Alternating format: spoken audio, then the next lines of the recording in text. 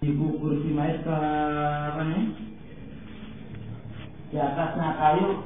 Oh, ini tahu ini katanya Allah menguburkan si mayat insya Allah. Apakah memang si mayat itu di atasnya dikasih kayu atau misalnya atau langsung aja kayak kambing itu jebret, nggak usah kasih kayu, nggak ada apa? Pak, nanti Pak insya Allah. Nanti Pak insya Allah Pak. Berurusan saya nanti insya Allah. Nanti aku mati dulu Ustaz ya Pak, dikirim mati dulu Pak.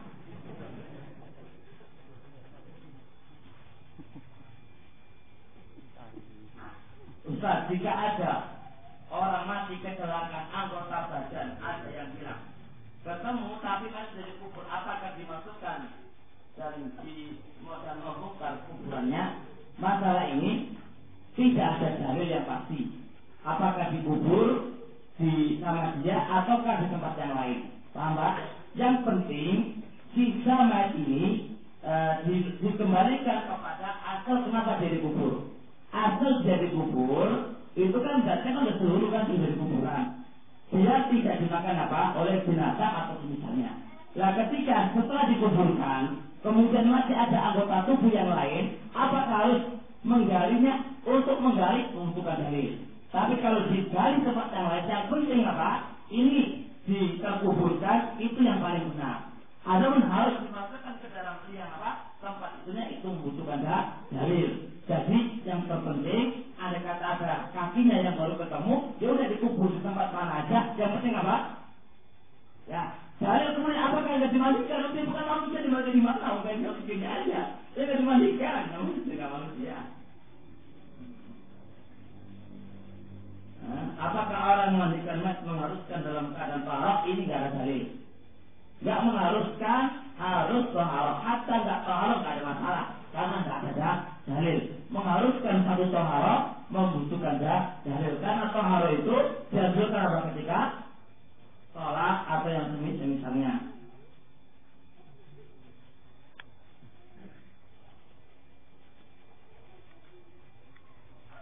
Bagaimana keadaan mayat di hadapan Allah jika tidak dirawat secara sunnah, mendapatkan sisa atau tidak? Masalah ini dikembalikan kepada Allah dan Rasulnya, dikembalikan kepada Allah. Adapun kalau si mayat setelah dirawat oleh orang-orang yang ada, dia disiksa karena dia dirawat sunnah atau tidak? Berarti kan di sini walakan dosa seorang hamba itu tidak bisa apa? Diberikan kepada orang lain. Kalau andai kata seorang ahli warisnya yang tidak merawat di atas sunnah, ya nggak ada kaitannya dengan si mayit ya. Yo, mayit yang ahli warisnya yang bermasalah sekarang. Ada pun mayit terus mayit ini mayit ini.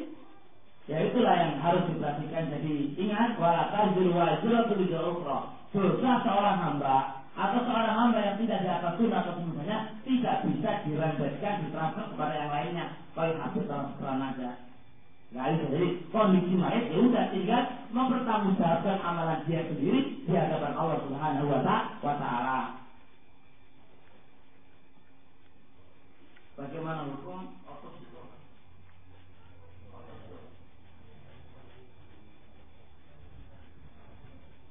Untuk otopsi ini, kalau membongkar mayat asli ini butuh ulama. Karena hukum asal membongkar mayat yang ada pada ukuran nggak boleh. Nah, kecuali ada masalah agama seperti ini membutuhkan ulama, termasuk kayak apa? Yang ada ini membutuhkan ulama, misalnya ini nggak tahu, belum baca belum pernah lihat masalah ini. Kalau kan hukum asal, bahwasanya apa? Membongkar mayat itu pada hukum asalnya tidak diperbolehkan oleh syarat. Itu hukum asal. Hukum asal nggak boleh. Adapun karena masalah yang rajih atau tidak rajih, itu dikembalikan bagusnya kepada para ulama. Apa kita meyakini penyakit AIDS menular azab, hukum asal nggak ada menular. Bagaimana tadi? Mungkin para dokter mengatakan itu menular. Lebih didahulukan qaul Rasul sallallahu alaihi wasallam.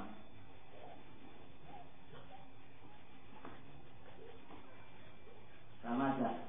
Bismillah, Ustaz, bagaimana jika kita ada apa di tengah-tengah orang-orang ahli bidah dan kita dimandikan dan disolatkan oleh mereka? Bagaimana keadaan semua di akhirat? Sama dengan penjelasan tadi.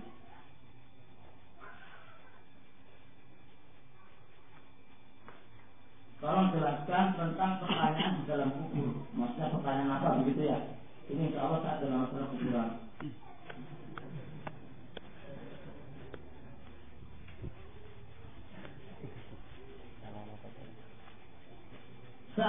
si mayit dia tidak mempunyai mahram sama sekali, apakah boleh yang memandikan orang lain? Masalah bolehnya boleh Pak, dimandikan orang lain itu boleh-boleh aja, orang masalahin. Cuma luwe api itu loh kepada keluarga yang bisa atau keluarga yang lain lah yang itu bisa menutup auratnya, aib-aib yang ada itu kalau bisa.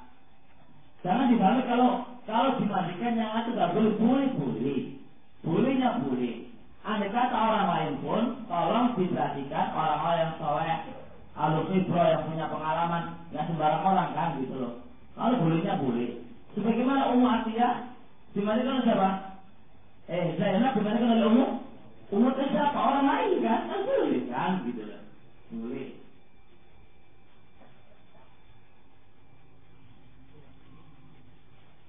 Bagaimana kalau si mayat itu pakai cincin palsu dari emas? Saya baca fatwa sebelum saya rahimahullah ta'ala.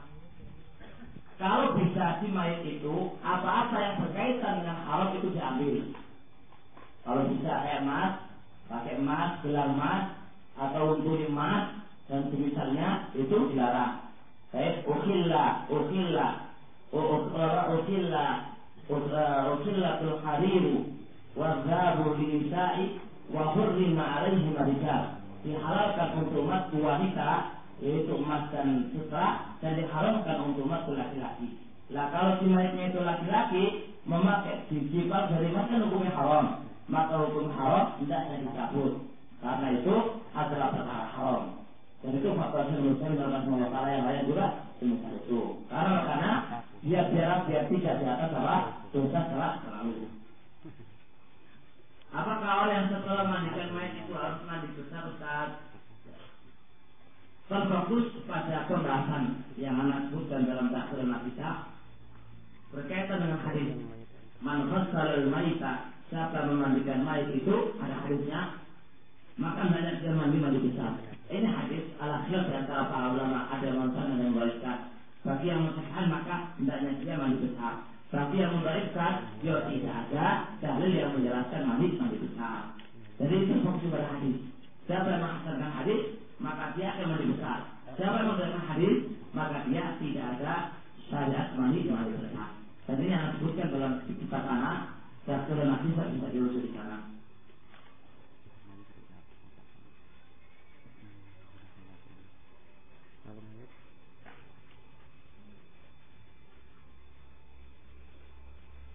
Apa ada dasarnya orang yang meninggal itu masih memiliki hutang kepada Allah? Yaqul Rasulullah sallallahu alaihi wasallam,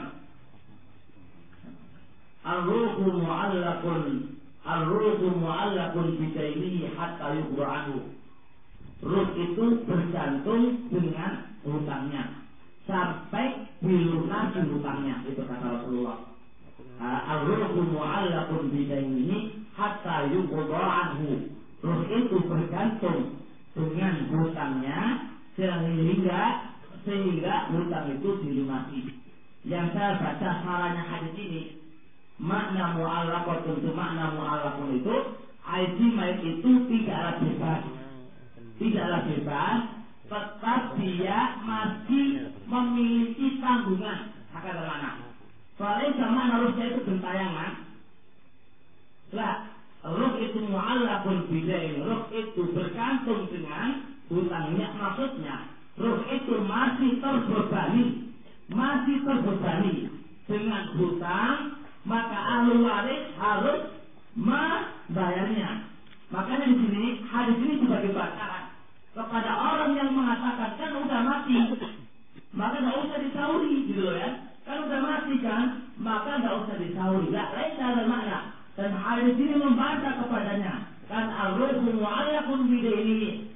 Ruh meskipun udah dicabut, ruh itu udah dicabut dari badannya manusia, tetap dia masih punya tanggungan kepada hutangnya, sehingga hutang itu dilunasi. Paham? Soalnya zaman anak nggak tahu caranya yang mengatakan bahwa ruh itu gentayangan nggak sampai kepada Allah atau semisalnya nggak tahu. Tapi yang saya baca caranya kayak di Fathul Wal-Ikram, kayak di Taudhil Ahkam, kayak di Muslim, itu caranya. Jadi makhluk itu tetap ada tanggungan hutang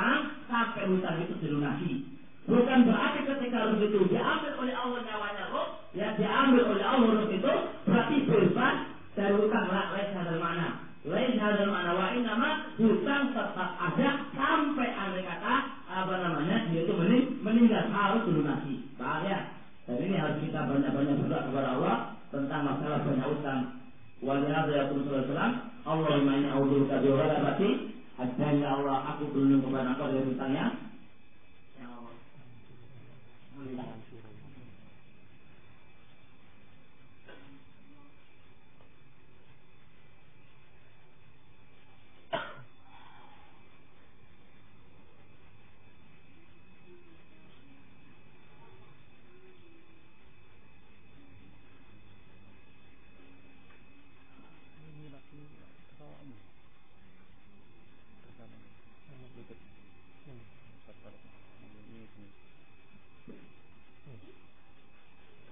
Boleh nggak seseorang bermaksiat?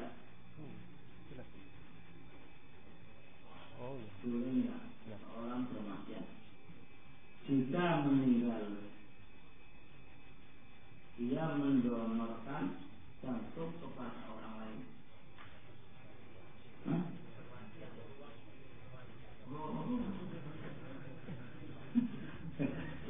Boleh nggak seseorang bermaksiat jika meninggal ia mendonorkan jantung kepada orang lain, gitu ya?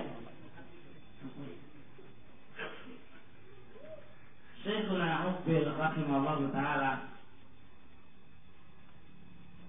di saat beliau sakit yang begitu parahnya, banyak orang relawan mengatakan, ya Syekh, apa yang berita apa yang ada pada antum, biarkan kami gantinya.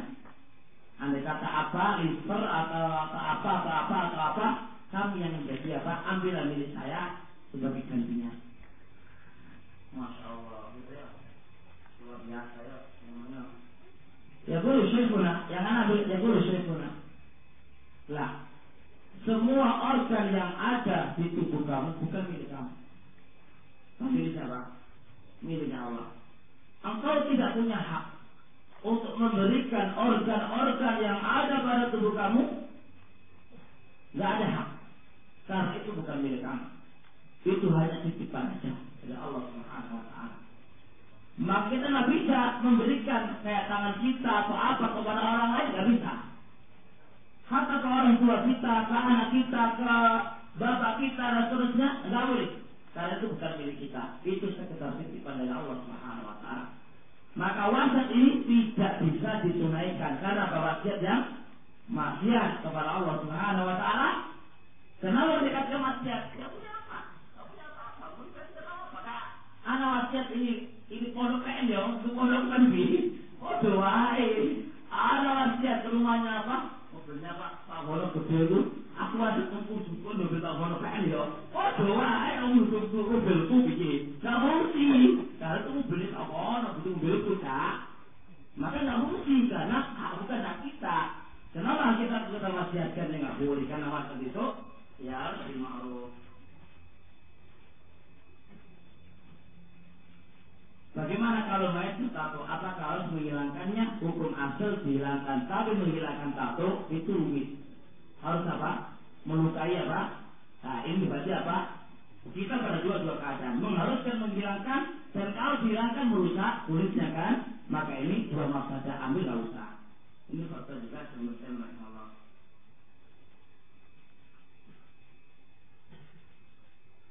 Ustaz, bagaimana kalau seandainya seorang wanita meninggal dunia di tengah-tengah kaum laki-laki?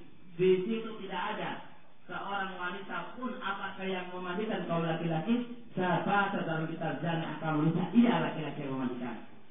Tapi harus terus tutup ya Allah, itu harus. Karena termasuk apa ya kawan? Babu goro. Sebagaimana apa? Sebagaimana ketika dia sakit dan tidak ada yang perempuan yang mengobati kecuali laki-laki, maka apa? Boleh laki-laki apa yang masuk di situ untuk mengobati atau misalnya lildarurah. Paham ya kan?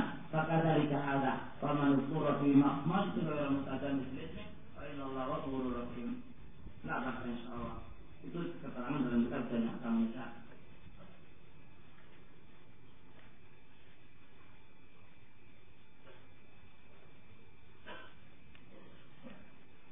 Ustaz, bagaimana hukum memandikan orang yang tidak berakal, orang gila di jalanan, dan siapakah yang memandikannya padahal dia tidak punya keluarga? Yang dimaksudkan dengan wajibnya memandikan jenazah bagi yang ada di situ. Kalau ini ada kata saya, ada kata aksi di sini ya, mati, nggak ada keluarga, nggak ada apa toh, sama aja toh. Maka yang tahu di situ harus apa? Memandikan. Yang namanya memandikan nggak kenal keluarga wal apa, itu kewajiban yang harus kita tunaikan.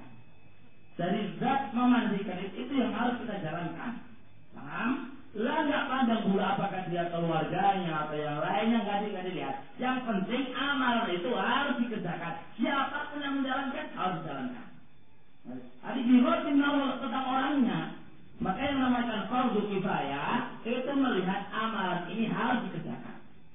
Nggak lihat siapa yang mengerjakannya, nggak dilihat. Yang penting ini harus dikerjakan. Tahap itu namanya fardu kifayah. Lada yang mengerjakan itu keluarganya atau bukan terserah. Itu. Apakah kotoran di tubuhnya juga harus dibersihkan? Padahal yang mandikan fisik karena kotor pol. Makanya kalau jadi mudin, jadi kotor, gila. Namanya kalau sudah jadi gitu ya harus apa? Ya kan itu ngomong kok kegilaan.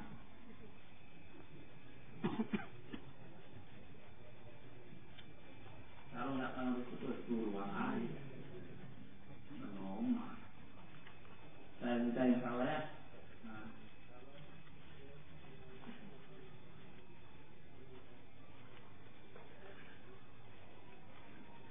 Mati dia.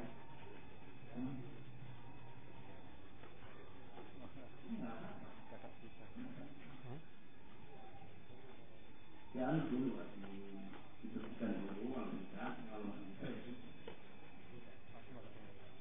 dia nggak usah ngomong.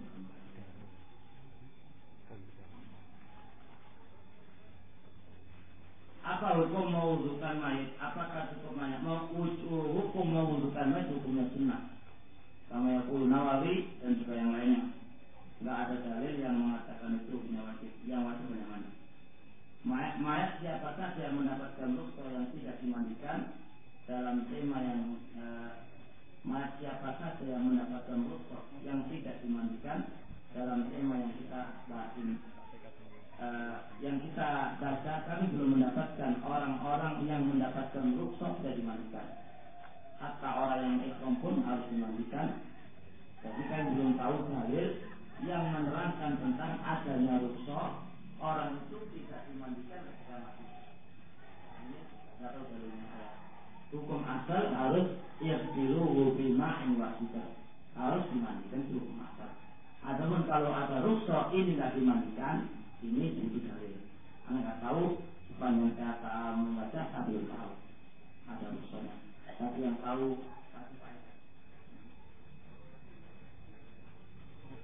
mati dalam keadaan jihad. Mati dalam keadaan jihad. Oh iya. Iya. Mati dalam keadaan jihad. Ada di kuncinya saya. Iya, untuk yang saya bilang. Akan saya bawakan. Ya, ingatkan.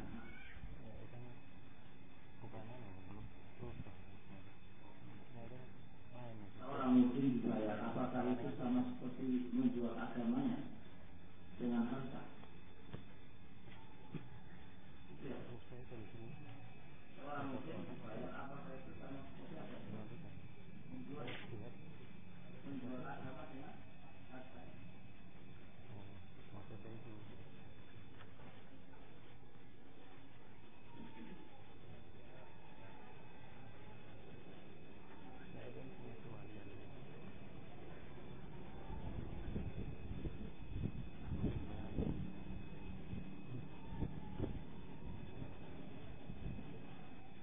Bismillah, bagaimana hukumnya memperlama proses penguburan karena menunggu kedatangan keluarga yang di daerah jauh? Hadis sebelum asri'u bil janazah. Fa in takun khairan jikalau maka percepatlah dalam pengurusan jenazah. Kalau andai kata jenazah itu baik, maka dia akan mengatakan asiru bertepatan seterusnya. Hadis ini misalnya oleh yang lainnya dianjurkan dan dianjurkan untuk mempersegera pengurusan jenazah. Adapun proses semuanya ini apa? Itu menjadi syarat semuanya. Yang salah tertepat asiru bil jenazah, tertepat dalam pengurusan jenazah itu akhirnya. Jadi kalau nunggu keluarga sampai setengah hari, 2 hari, kasihan mayatnya. Kasihan mayatnya. Sebenarnya lebih ada tadi para kawan itu. Tapi insya Allah banyak tinggal di sini dulu ya.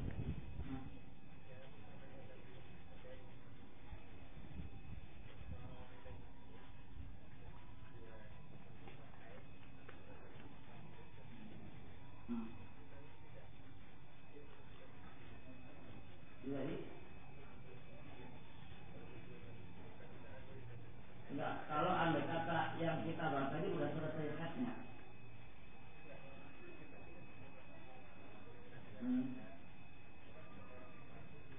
Ya.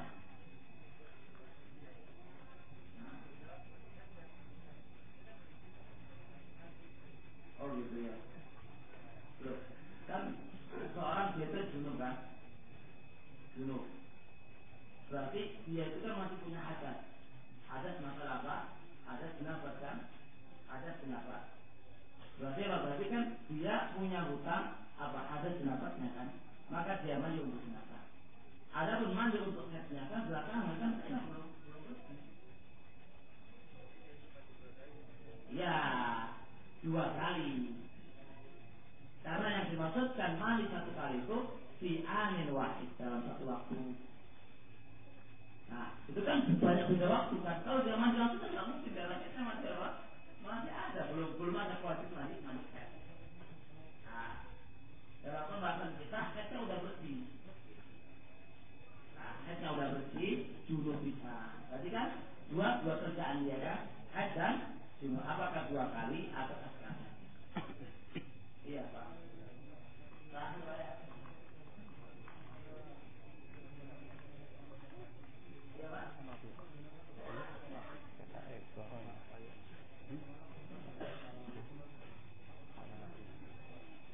Donor darah yang Anda baca di Fatwa Mutaakhirin Fatwa Mu'asyirah, hukum asal hatta mendonor darah itu pun sahih. Karena itu termasuk miliknya Allah. Sama ya. Cuma katanya cuma kalau andai kata dua pembahasan. Kalau andai kata darah itu dijual, fatwa Syaikhul Utsaimin sepintas nggak membolehkan. Karena darah termasuk haram. Hurrimat alaikumul maitatu wa darah haram. Idza hurrima syai' hurrima thamanu. Apabila suatu barang itu diharamkan, maka haram harganya. Tanya, nah, kalau andai kata ternyata kok didonorkan dengan cuma-cuma, lima maslahatin rajihatin, karena maslahat yang rajihah, gak mengapa. Bedanya apa dengan begitu yang lainnya? Tidak. Kalau didonorkan darah, enggak memadaratkan kepada apa? Ya, tapi kalau organ tubuh yang ada padanya dihibahkan saja Pak, memadaratkan dia, ini bedanya. Maka di sini harus dibedakan. Itu loh Pak ya, itu harus dibedakan. Jadi permasalahan di sini. Ya, coba ya sampai ekor. Dan insya Allah sekarang ini akan dapat dibimbing oleh teman-teman itu, karena nanti arah dari situ insya Allah teman-teman itu yang mempraktekkan, beliau sudah jadi musim, jadi sering memandikan, jadi lebih berpengalaman insya Allah. Nanti akan biasa saja insya Allah, nanti teman itu nantinya. Tapi intinya ingat, dalam memandikan mayat nggak boleh panik ya, nggak boleh panik. Jadi slow santai. Gak boleh. Kalau panik nanti malah pening urusannya. Jadi santai, kata dia berpengalaman. Kalau nggak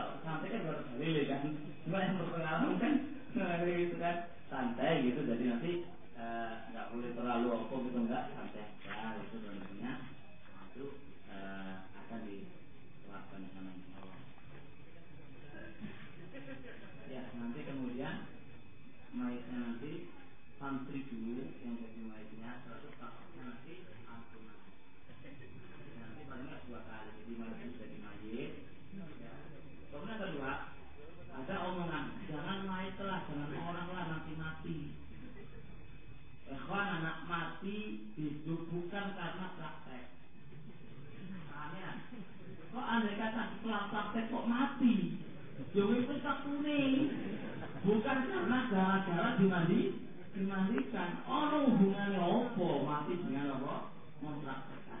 Justru kalau andai kata ada yang mengatakan jangan praktek dengan manusia nanti mati, justru malah akidahnya yang benar.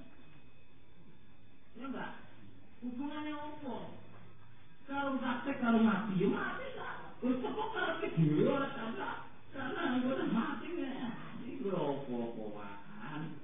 Jadi orang-orang hubungannya antara mempraktekkan itu dengan mati itu orang-orang